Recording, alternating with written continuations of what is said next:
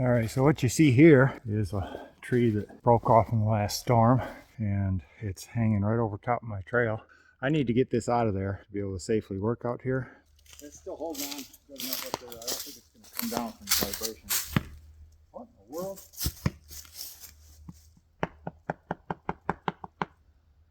I thought I felt something clunk.